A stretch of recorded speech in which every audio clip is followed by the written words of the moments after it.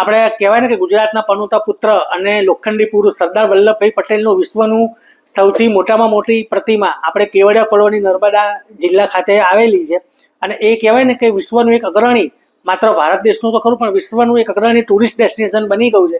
એવી જ રીતે આપણા જે રાષ્ટ્રપિતા છે મહાત્મા ગાંધી, એમનો આશ્રમ પણ હવે એક વિશ્વનું ટુરિસ્ટ ડેસ્ટિનેશન બની શક્યું છે, જે આપણા અમદાવાદ ગુજરાત જ નહીં પૂરા ભારત માટે એક ગર્વની વાત છે. અત્યારે જે આશ્રમ રોડ ઉપર જે મહાત્મા ગાંધીનો જે આશ્રમ આવેલો છે એ આશ્રમ 5 એકર છે.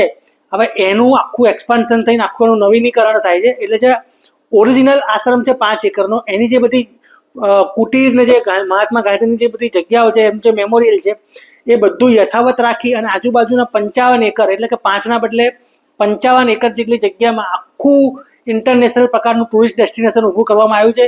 લોકોને ગાંધીજીના વિચારો, અહિંસાના વિચારો, સત્યના પ્રયોગો જેવા વિચારો લોકોને જાણવા મળશે. અને અહીંયાના લોકોને પણ કહેવાય ને કે વધુ એક અમદાવાદમાં ટુરિસ્ટ ડેસ્ટિનેશન મળશે. અને ટુરિસ્ટ ડેસ્ટિનેશન એવું કે લોકોને જ્ઞાન મળે અને વિશ્વના નકશામાં અમદાવાદનું એક વધુ નામ થાય એવી શક્યતા ઊભી થઈ ગઈ છે. અને બીજું તમને કહું કે આ ગાંધી આશ્રમ પ્રોજેક્ટ છે આખો નવીનીકરણનો, એ કંઈ સહેલો નહોતો. 1200 કરોડનો આ પ્રોજેક્ટ છે. અને ત્યાં ઘણા બધા લોકો આશ્રમમાં રહેતા હતા. એની આજુબાજુમાં પણ આશ્રમમાં જે તે વખતે ગાંધીજીના જે અંતેવાસીઓ હતા, એમના પરિવારજનો, એમના વારસદારો બધા રહેતા હતા. એમના તરફથી ઘણા બધા લિટિગેશનો થયા, પણ કહેવાય ને કે તમામ જે પ્રક્રિયા છે એ શાંતિથી હવે લગભગ પતી ગઈ છે.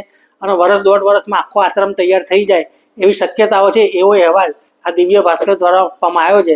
તો આપણે પણ મહાત્મા ગાંધીજીના સિદ્ધાંતોને વરીએ અને એક ટુરિસ્ટ ડેસ્ટિનેશન નહીં કરતા એમનું એક ગાંધીજીના જીવનના મૂલ્યોને સમજીએ, આપણા જીવનમાં ઉતારીએ અને આપણે ખૂબ જ વિકાસ કરીએ.